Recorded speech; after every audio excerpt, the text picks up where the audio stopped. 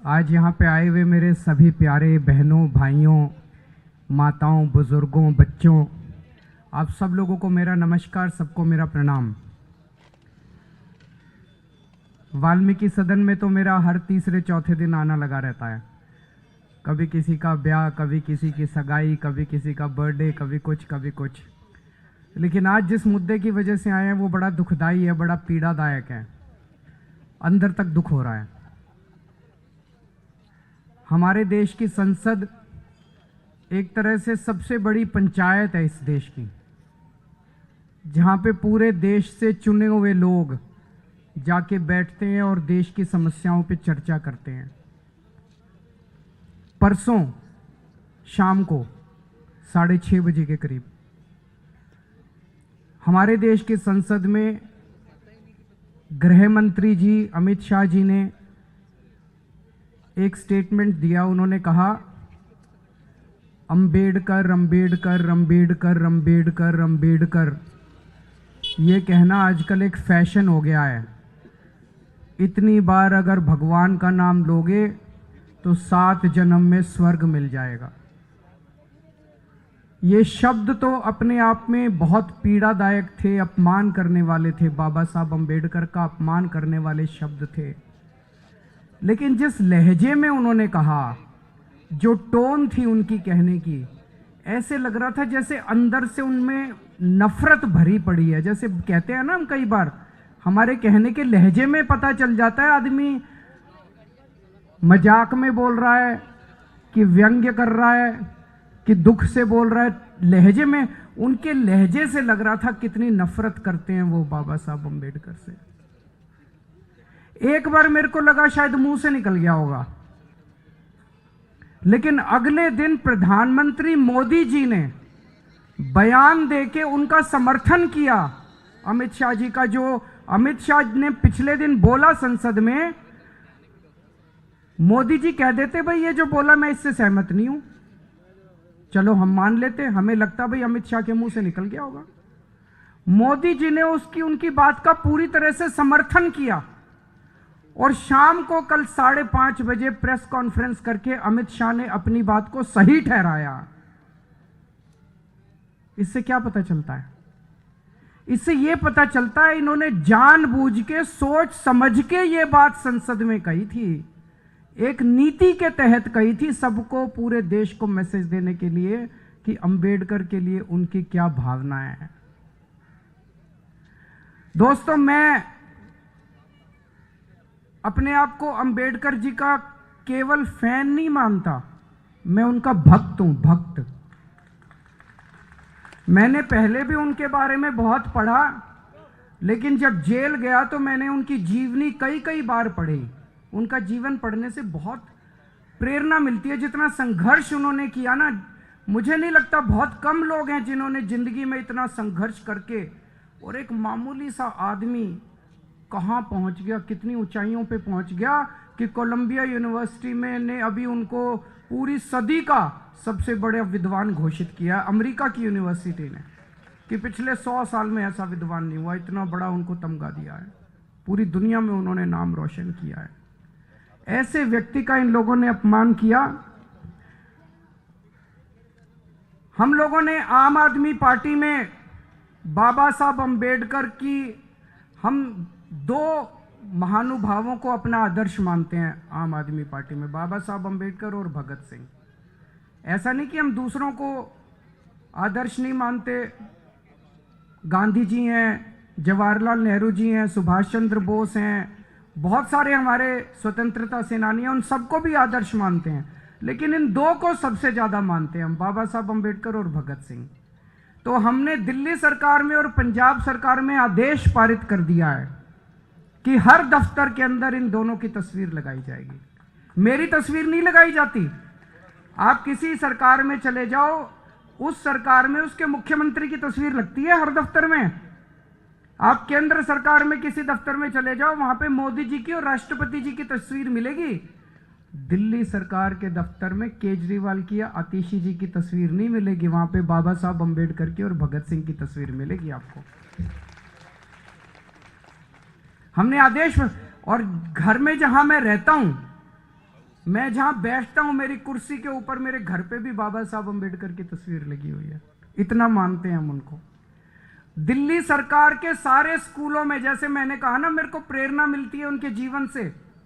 स्कूलों के अंदर, सरकारी स्कूलों के अंदर, दिल्ली सरकार के सरकारी स्कूलों के अंदर हमने बाबा साहब जीवन को पढ़ाना चालू कर दिया ताकि हर बच्चे को उनके जीवन से प्रेरणा मिल सके। बाबा साहब अम्बेडकर क्या कहते थे? सबसे ज्यादा उन्होंने तवज्जो दी शिक्षा को। उन्होंने बार बार बोला, समाज के लोगों को बोला कि अपने बच्चों को पढ़ाओ, अच्छी शिक्षा दो, तभी समाज आगे बढ़ेगा। बोला था कि नहीं बोला था? आज सबसे ज्यादा तवज्जो हमने शिक्षा को दी है। दिल्ली के सरकारी स्कूल इतने अच्छे कर दिए कि अब मेरे दलित समाज के, मेरे वंचित लोग, मेरे पिछड़े लोग, आज उनके बच्चे डॉक्टर बन रहे हैं, इंजीनियर बन रहे हैं और बड़े बड़े। 12वीं क्लास तक मैंने शिक्षा फ्री कर दी। उसके बाद जब हमारे समाज में भी बच्चे बहुत इंटेलिजेंट हैं, लेकिन वो कंपटीशन के पेपर नहीं दे सकते थे, क्योंकि कंपटीशन के पेपर देने के लिए बहुत सारी फीस चाहिए होती है। तो हमने कह दिया, भाई जो कोचिंग की फीस है वो सारी फीस दिल्ली सरकार देगी, आप अपने बच्चे का एडमिशन करा दो और सारी फीस हम। जय भीम योजना हमने दिल्ली के अंदर लागू करी। तो मेरी भावना बहुत बुरी तरह से मैं पीड़ित हुआ जब मैंने अमित शाह जी के स्टेटमेंट को सुना। और मैं समझता हूं मेरे जैसे करोड़ों करोड़ों लोग हैं जिनको पीड़ा पहुंची होगी। पीड़ा पहुंची कि नहीं पहुंची? सबको दुख हुआ। किस किस को दुख हुआ उनका? अमित शाह जी का बहुत दुख हुआ सब लोगों को वो स्टेटमेंट। वो कहते हैं कि इतना भगवान का नाम लोगे तो 7 जन्म में स्वर्ग मिल जाएगा। मैं उनको कहना चाहता हूं, बाबा साहब अम्बेडकर आधुनिक भारत के भगवान से कम नहीं है। आधुनिक भारत के भगवान है वो। मुझे नहीं पता मरने के बाद स्वर्ग मिलता है कि नहीं मिलता, लेकिन जैसा भी संजय सिंह जी ने कहा कि अगर बाबा साहब अम्बेडकर नहीं होते और बाबा साहब अम्बेडकर ने यह संविधान नहीं बनाया होता, तो भाई साहब आज जिस देश के अंदर दलितों का, वंचितों का, पिछड़े लोगों का जीना मुश्किल हो जाता। स्वर्ग तो बहुत दूर की बात है, उन्होंने जीने का अधिकार दिया है हम लोगों को। आज ये जो बीजेपी वाले आजकल झुग्गियों में जा जाके रह रहे हैं, इनका मन नहीं करता झुग्गियों में जा जाके रहने को। कोई मन से नहीं जाते, ये मजबूरी है इनकी झुग्गियों में जाके रहना। और क्यों मजबूरी है? बाबा साहब अम्बेडकर का संविधान मजबूरी है। कैसे? आप पूछोगे कैसे? संविधान में उन्होंने वोट का अधिकार दिया है। जब संविधान बन रहा था, संविधान सभा के अंदर चर्चा हुई, चर्चा में बातचीत उठी, भाई वोट का अधिकार किसको मिलना चाहिए? उसमें कई लोगों ने कहा कि वोट का अधिकार केवल पैसे वालों को मिलना चाहिए, गरीबों को नहीं मिलना चाहिए। उसमें कई लोगों ने कहा कि वोट का अधिकार पढ़े लिखों को मिलना चाहिए, अनपढ़ को नहीं मिलना चाहिए। ये 2 बातें उठी थी। एक तो ये कि गरीबों को नहीं मिलना चाहिए और एक ये कि अनपढ़ लोगों को नहीं मिलना चाहिए। बाबा साहब अम्बेडकर अड़ गए संविधान सभा में। उन्होंने कहा हर नागरिक को, चाहे पढ़ा लिखा हो, चाहे गरीब हो, चाहे अमीर हो, चाहे अनपढ़ हो, उनको वोट का अधिकार मिलेगा। भाई साहब, आज आपके वोट का अधिकार बाबा साहब अम्बेडकर ने दिलवाया है।